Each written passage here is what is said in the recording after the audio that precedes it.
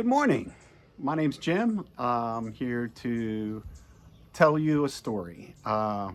This one is about how the dead communicate with us living people, and they do. Uh, this is a story that happened to me a couple years ago, and it's a longish story, so I'm going to do it in two parts. This first part is exactly what did happen to me, and the second part I will be able to explain what happened. Uh, I'm in Panama. I'm not a resident here. I just come in here. I own this house and I have a little coffee farm here. But I'm here on a 6-month tourist visa, which dictates I have to leave the country after 3 months if I want to keep driving. Uh, a few years ago, I went up to Costa Rica. It's only about an hour. The border's only an hour away. So I crossed into Costa Rica on the Panamanian, or on the Pacific side, a town called Paso Canoas. Uh, it's so dangerous. I can't even take my truck. I get a buddy of mine to drop me off and come back and pick me up. There's no safe place to leave my truck, and it's just a nasty, dirty little border town. The big draw is the duty-free shops for the Costa Ricans. Costa Rican people will go there to buy Chinese trinkets is what I saw.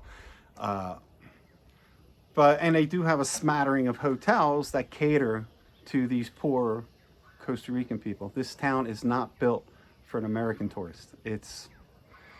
I have to spend 72 hours before I can come back across the border into Panama.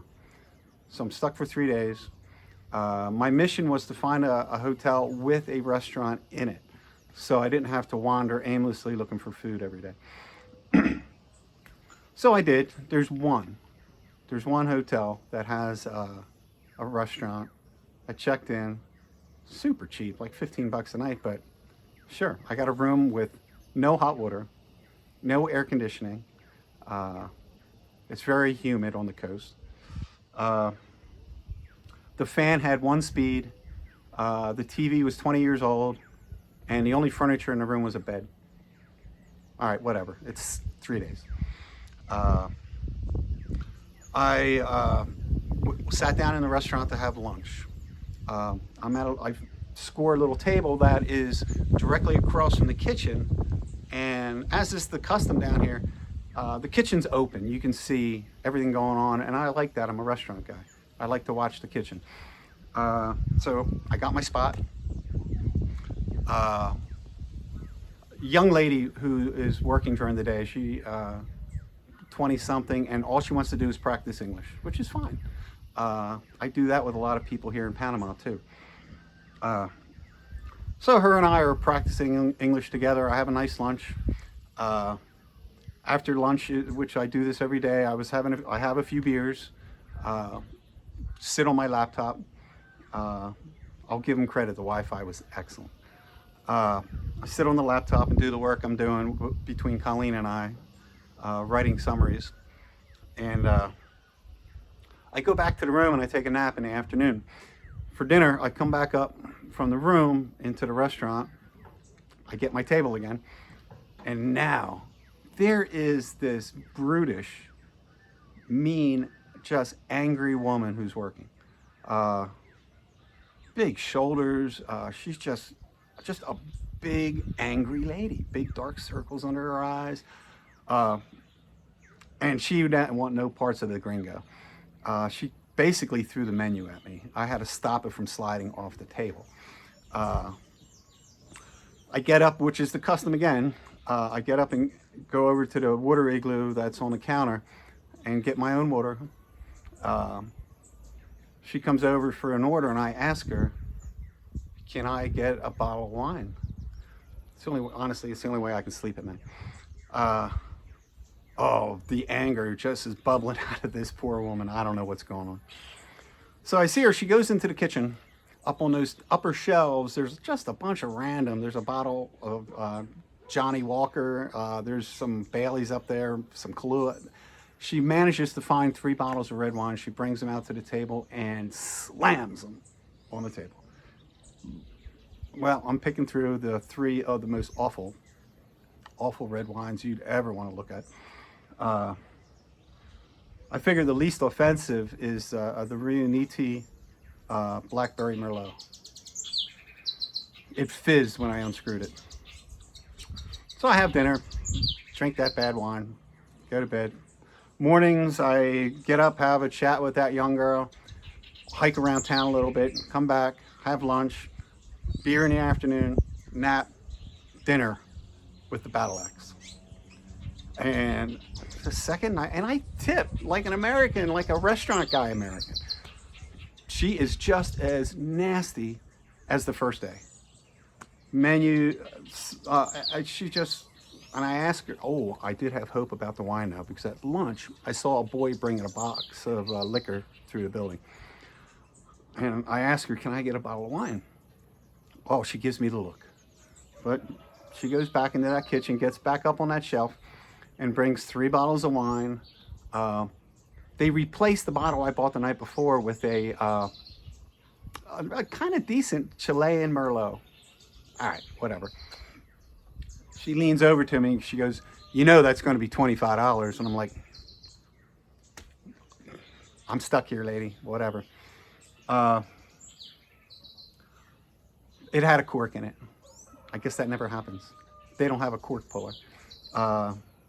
She takes the bottle and she walks up to the maintenance guy who's got like a tool belt on. He pulls out a screwdriver and I run up and stop him.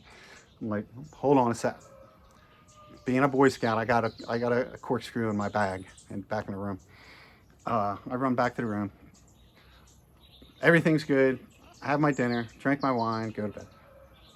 Third day, same routine. This time, when I'm coming up from the rooms, it's like an open air hallway. Everything is down here.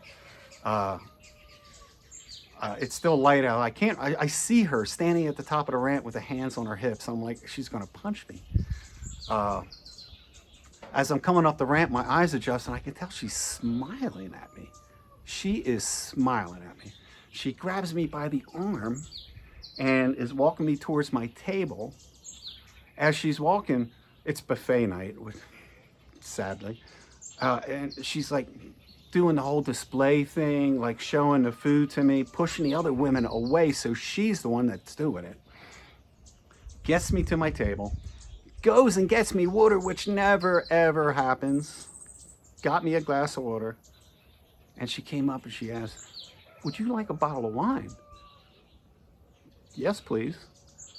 She doesn't go into the kitchen up to that shelf. She goes around the corner where I guess she had her personal stuff and brings 1 bottle. Puts it on, and she's smiling the whole time because somehow she knew. She brought me a bottle of Pinot Noir. That's all I drink. She is just all smiles. This one, I don't know what happened.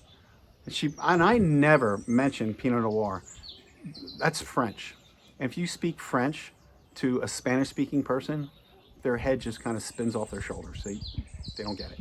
So I never said Pinot Noir.